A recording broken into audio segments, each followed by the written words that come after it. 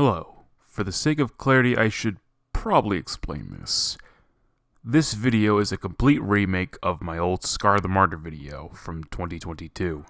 With new information surfacing combined with research I did for the original video, I wanted to make an updated version of this video, because there are things I either left out of the script or didn't know about at the time because I forgot or the thought didn't come across my mind. It was upon discovering this new information that I felt like the old video was incomplete and wanted to make an amendment to that. I'm not planning on making this a yearly thing. Lastly, shout out to Matthew Sparks for inspiring this remake. It's thanks to you that I wanted to remake this video. You can see my comment from my main channel on his video on screen now. A link for his video will be posted in the description.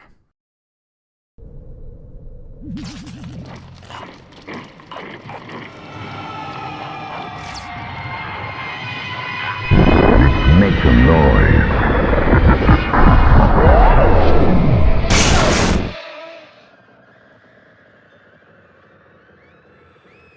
In the aftermath of Paul Gray's death in 2010, it would be a long time until Slipknot had the confidence to make new music without their co-founder and songwriter. During their tribute shows, members would focus on side projects. Corey Taylor and Jim Root would continue with Stone Sour, and Root would leave the band in 2014. Sean Clown Cran would work on Dirty Little Rabbits with future Slipknot percussionist Michael Pfaff. Chris Fain would have a brief stint in noise metal band Will Haven and play bass on their 2011 album Voix d'Or. Mick Thompson seemed to have taken a break from music outside of touring with Slipknot. His only work during this time was a guest appearance playing lead guitar on Necrophagia's Death Trip 69 album. Sid Wilson focused on his solo hip-hop project. And Joey Jordison would continue with the Murder Dolls until their breakup in 2011. He had hoped to return to the studio with the rest of the band, but the band's reservations caused tensions and uncertainty. One of these being whether or not Corey would still be in the band or not. A few years later, Joey would start a new band as an outlet to create new music. This new band went under the name of Scar the Martyr.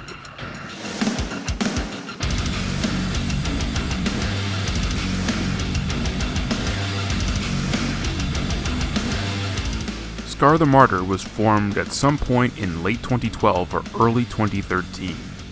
During Slipknot's hiatus from recording, Joey had written and recorded 40 demos for his bandmates, but since everyone wasn't ready to return to the studio yet, the material wasn't used. Around that time, Joey had also written and recorded new music that was stylistically different from Slipknot's sound. This material would be used in Scar the Martyr, material he thought would never be used. When looking for band members, Joey first looked for a vocalist.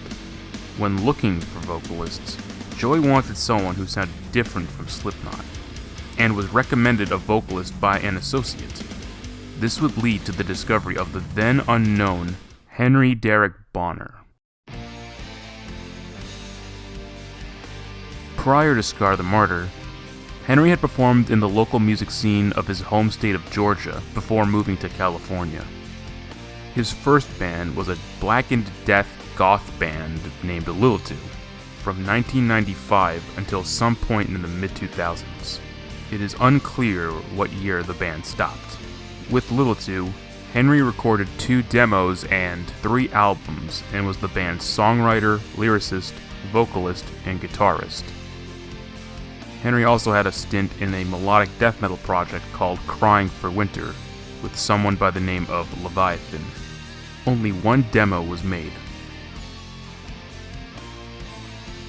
The next notable band was Blood Promise, a metalcore band that was a side project of Lilitu, featuring members of Lilitu's lineup at the time. Only a few demos and a music video were ever made.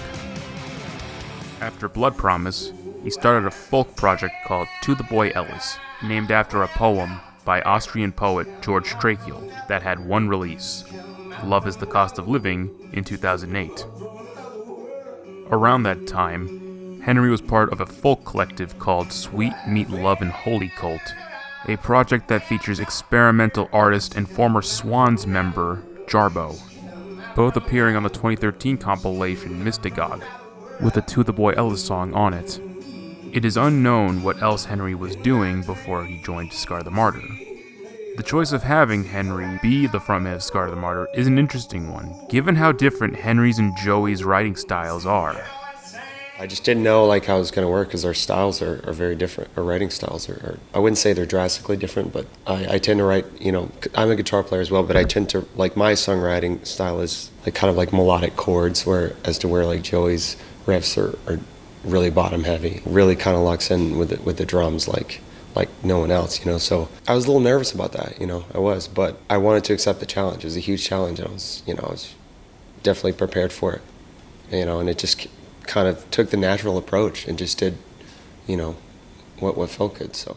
But they seem to have made it work at the time. For the recording session, the album was recorded at Sound Farm Studio in Jamaica, Iowa, the same studio where Slipknot recorded their 2008 album, All Hope Is Gone.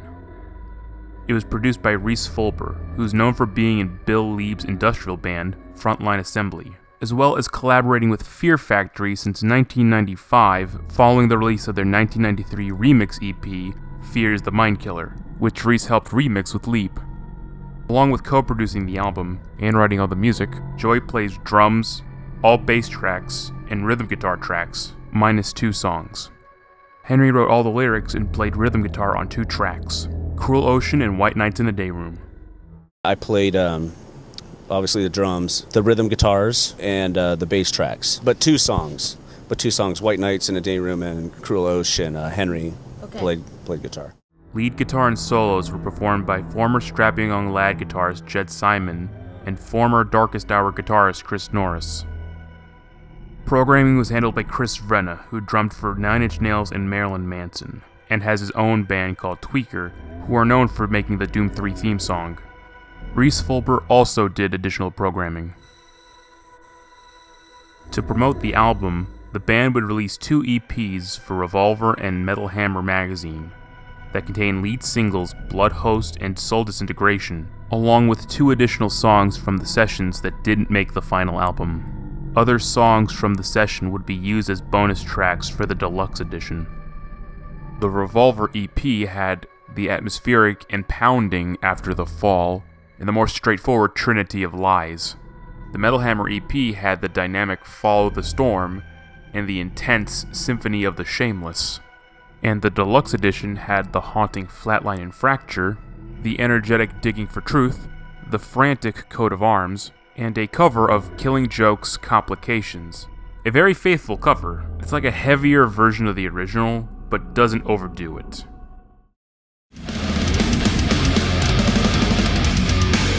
Cause so many who worship sheep, they're drowning in the fire with the secrets that you keep. Can't be your savior, disguised as someone else. You could cure this disease inside of me. Be the hope I'm waiting for so long.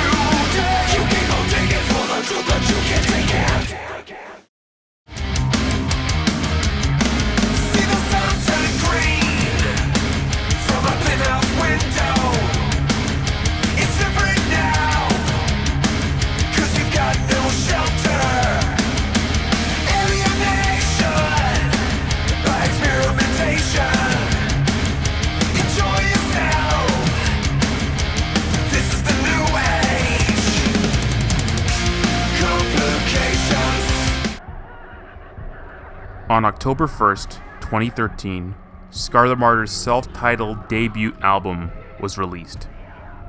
The artwork was done by Travis Smith, who's best known for his covers for Opeth since Still Life, Devin Townsend since Terria, Avenged Sevenfold's Nightmare, among many, many other bands. Interestingly enough, one of them being Lilitu, on their final album, The Dolores Legion, one of many albums that Henry would have Travis do artwork for. The album starts with an intro track that consists of uncanny noises and voices, building up to Dark Ages. In terms of the album's sound, it's a mishmash of elements from alternative metal, industrial metal, gothic metal, nu metal, and either metalcore or melodic death metal. They blend together to my ears, so I'll let you be the judge. If you were expecting more Slipknot or Murder Dolls, you would be disappointed.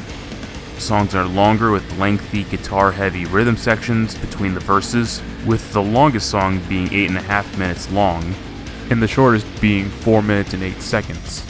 Joey's drumming is still intense like it is in Slipknot with his satisfying drum beats, tom fills, and kick drums, complemented by the heavy-handedness of the rest of the rhythm section with the guitars, topped off with Jed's and Kris's rhythmic and at times shredding guitar solos.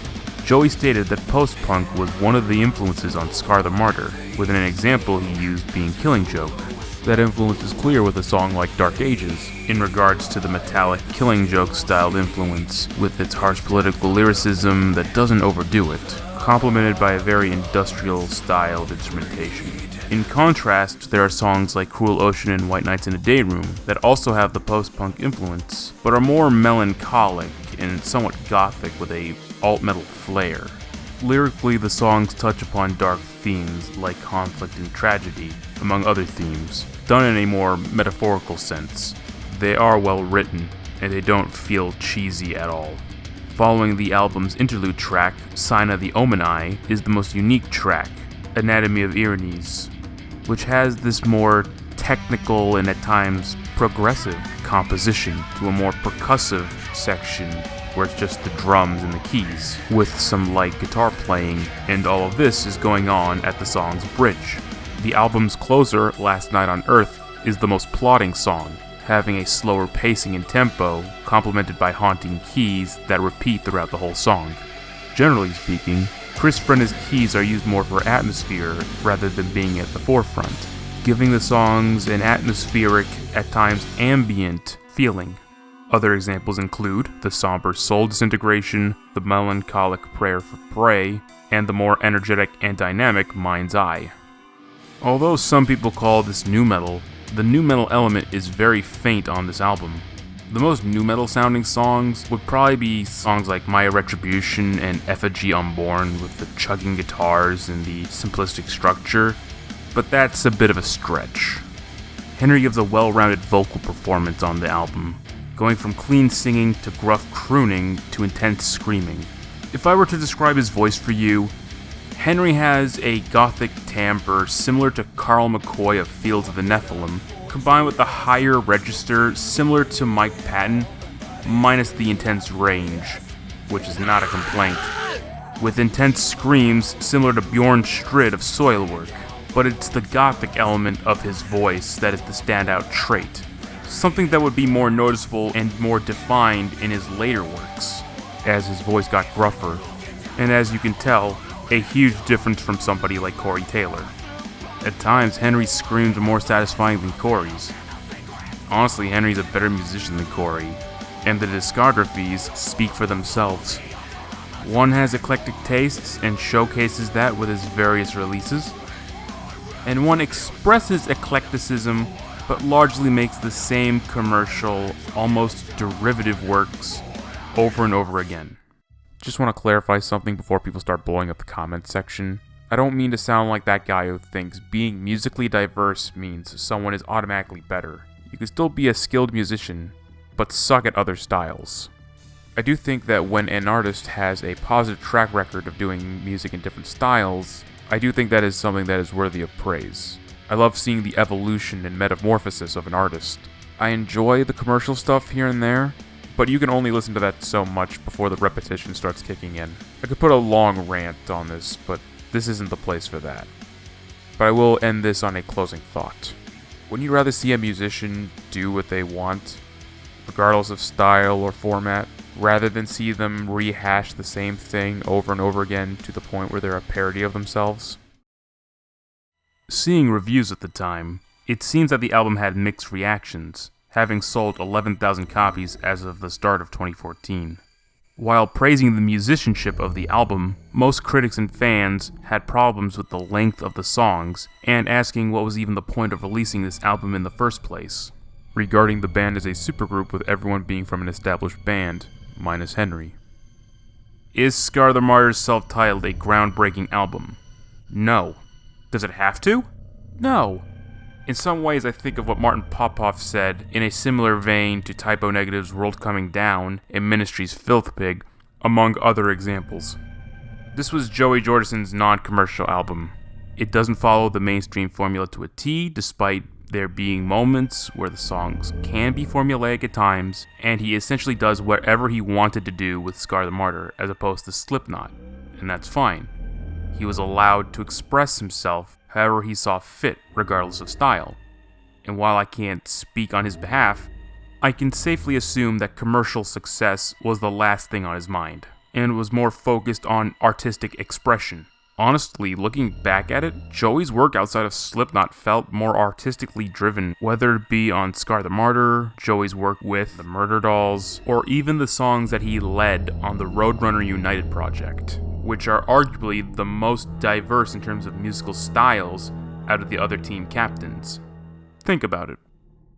After rounding out the lineup with former In This Moment bassist Kyle Kunkiel and Joey of Blush Response on keyboards, the band would go on tour to promote the album, opening up for several bands like Danzig, Sepultura, Rob Zombie, and Korn. The band would tour from August to December of 2013. This was Henry's first time as a frontman, with no instrument. Having to put down the thing that you are comfortable with in order to be a frontman of a band has to be a very terrifying experience. But he managed to pull it off. The only thing that's noticeable is that he did tend to struggle vocally live, being untrained and having no proper technique, in addition to having no in-ears to have a clean, perfect mix in your ears while you're performing. Stuff like this is bound to happen. Henry himself has acknowledged this years later. Probably the only other thing that I noticed when watching live footage is that they had a tendency of playing a little too fast, almost like Joey was rushing, mostly through the mid-tempo songs. That kind of just put me in a place where I was like, I knew I had to put my game face on and develop an onstage persona in a different way that I didn't have before. And that was also the first time I put down the guitar to be a frontman. So I was forced to go out without this security blanket, which, for every guitar player that's a vocalist, it is that, I mean, there's so many guitar players throughout rock history, and it's interesting. They can't or won't sing without a guitar. It's a real fucking thing, and that's slightly terrifying. Not to say you're hiding behind this thing, but it's when you've spent so much time cultivating, this artistry through an instrument, it's a real thing, as opposed to just going out and being this animated object on a stage that's projecting your voice, and that's all you have. And in that sense, it's like, man, you really better bring it. I've never thought of myself as, a tremendous vocalist in any way, shape, or form. But the beauty of any vocalist is that voice is your voice. Well, for me, because that's the whole punk rock mentality coming out. It's like, all right, fuck it. Let's just go do it. Whatever happens, happens. That's so exciting to me, man. I mean, I don't care about mistakes. It's a weird experience, like I said, feeling isolated, not only from the crowd, but from your bandmates, and having that weird washy sense of sound. Like I also, the other contributing factor for me is that I've never gone out with in-ears, so I don't have like this perfect pristine little mix in my ears. Like I can't even I won't do that. I like going out there with like full-blown monitors, PA, like blowing my head off the entire time, On April 10th, 2014, it was announced that Henry had left the band, due to personal and creative differences. But later, Joey would come out and say that he was fired. Henry stated years later that sickness was also a factor following Scar the Martyr's last tour, and had to get surgery. Along with that, he felt that Roadrunner didn't provide enough support following Joey's exit from Slipknot, and along with new management, conflict ensued that damaged the two's relationship. This shouldn't be that much of a surprise at all, given how poorly Roadrunner treats its artists, big and small. In the years following his departure from Scar the Martyr, Henry does look back fondly at his work with Joey. It was an honor. It is an honor still, just being part of that. Making an album with Joey was definitely a great experience in my life. I'm proud of the album that we made. I think it was like a whirlwind of creativity making that record with him. He's multi-talented in a big way, and I think a lot of people know that, but I don't think a lot of people really understand like how much he brings to the table musically. And even in Slipknot, he was more than a drummer, It definitely also opened some doors for me in a big way creatively. I got to do some things that I've never done before. I never thought that I would playing guitar on a record like that either, with 8 strings on a guitar. That's not my style. Henry has also spoken about being on Roadrunner, given how much the label meant to him. There's a lot of really cool stuff that happened in a very short time with the Scar the Martyr record. The record was on Roadrunner. Actually getting to be a part of that was really exciting, because this was a label that I grew up with as a kid. And I would go to the mall just hoping and wishing that I could find one of the cassettes in the bargain bin, because I knew that it wasn't supposed to be there. I just got there how did the Deicide? How did this get in there? Getting to be on that label was huge. But by the time we put that record out, that label had already become a major, because I think they were bought by Universal, thanks to Slipknot and Nickelback. I was a little late to the party in terms of really getting to experience, the classic core team that were really the nuts and bolts of that label, like Monty Connor and those guys. Those guys still are kind of gods in, when it comes to underground extreme music. Those were the guys that signed all of those classic bands back in the day. And so I kind of missed the train on that, but what are you going to do? According to Henry, approximately 9 or 10 demos for the second Scar the Martyr album were made, with Chris Norris doing most of the writing. The band would continue developing new material into 2015 and 2016, until Joey made the announcement that Scar the Martyr would end and be turned into Vimic. Vimic is actually out of the ashes of the band called Scar the Martyr, and basically we parted ways with our singer and our guitar player and our keyboard player, but there's still Kyle and Jed and Matt that actually filled in the last part of the Scar run. So I changed the name, and we went and recorded Open Your Omen. With Vimic, Joey, Jed, and Kyle were still in the band, but new members were recruited.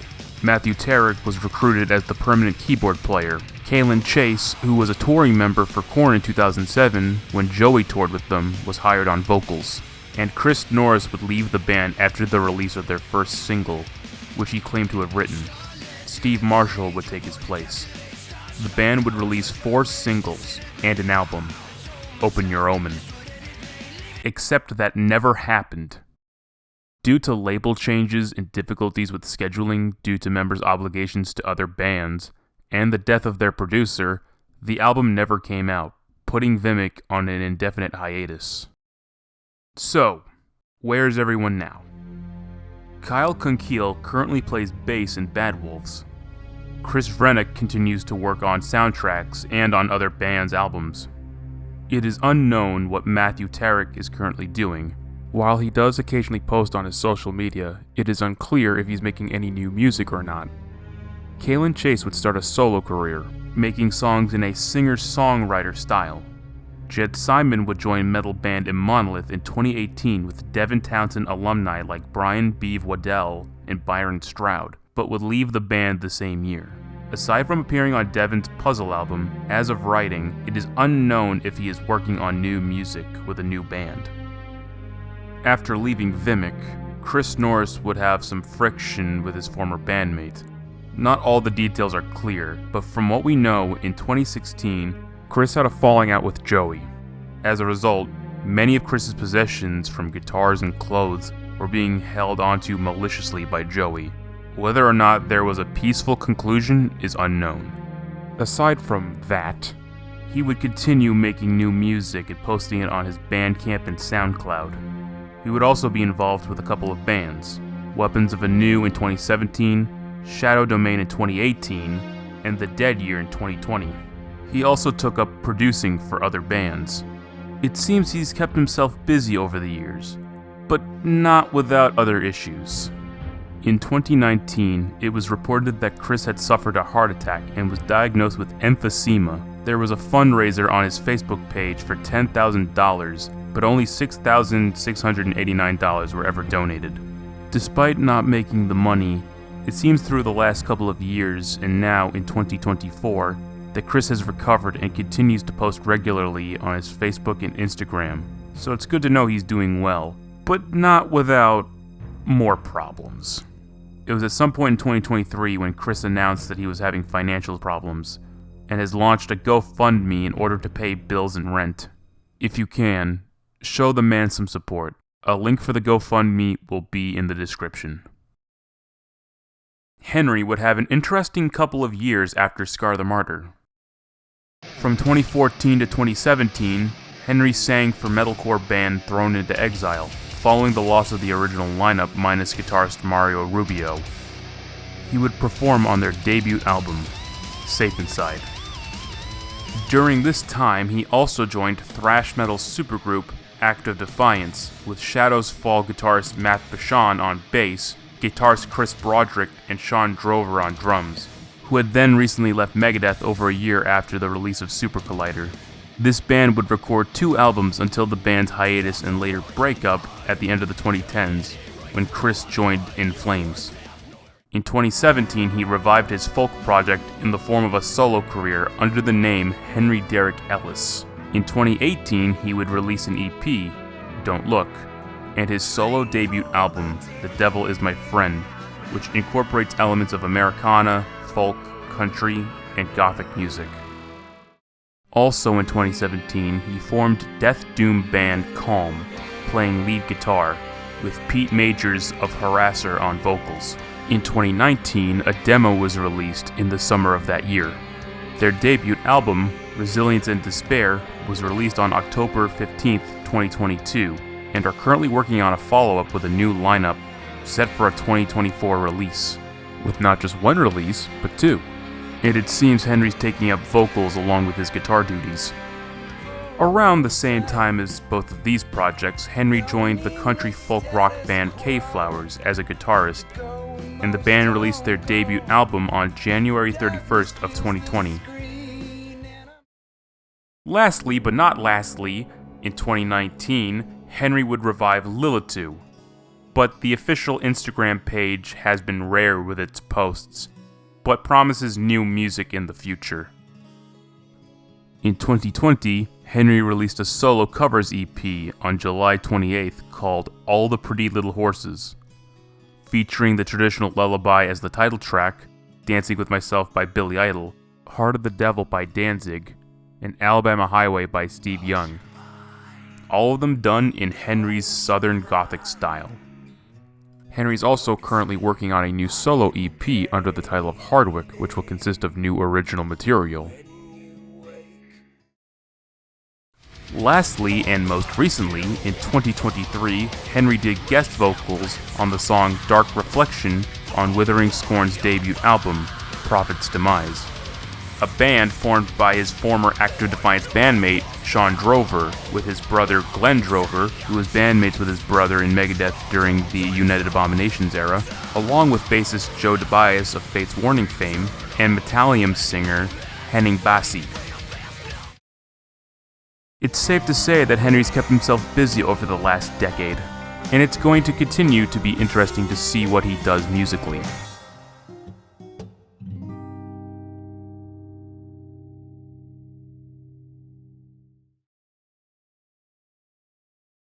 Lastly, we have Joey Jordison. As stated earlier, during his time in Scar the Martyr, he parted ways with Slipknot, being fired from the band via email. In an interview, he stated that the band thought he was on drugs, but was later revealed that he had health issues. More about that in a moment. During Vimic, he would join former Dragon Force bassist Frederick Leclerc and form the black and death metal supergroup Sinasenum, with Doth vocalist Sean Satorsky, Attila Sahar of Mayhem, Seth bassist Hymoth, as Frederick plays guitar in the band, and loud blast guitarist Stefan Buriz. This band would release 2 albums and 3 EPs. It seemed that Joey was able to do a few things, but what was wrong with him health-wise? In 2016, Joey spoke out at the Metal Hammer Golden Gods Award about his health. Since 2010, he had been struggling with acute transverse myelitis, a form of multiple sclerosis that affects the legs, which, by extension, affected his ability to play drums. According to Joey, he was able to recover with medical help and frequently working out, even saying he was ready to return to music. Aside from his output with Sinasenum, there wasn't any new news about Vimic or just anything else in general musically.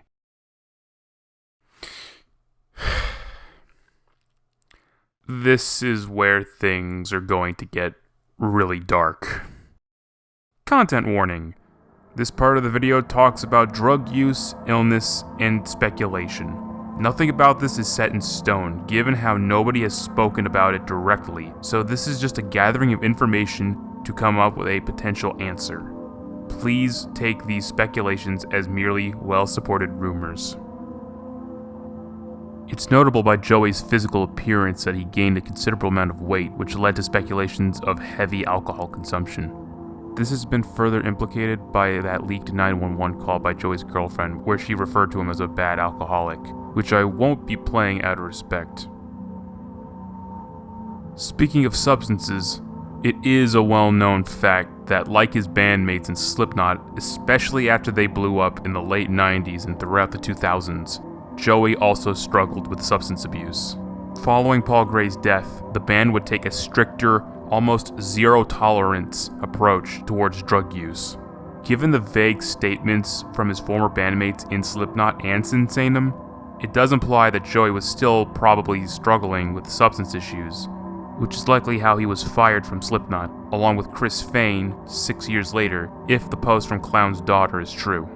Since, as anyone who knows how people with heavy addiction think, is not clear at all, as people in addiction are not really using their common sense. Criticize how Slipknot is nowadays all you want, I have some as well, but when it comes to people turning into liabilities due to substances and or behavioral problems, them getting fired is understandable.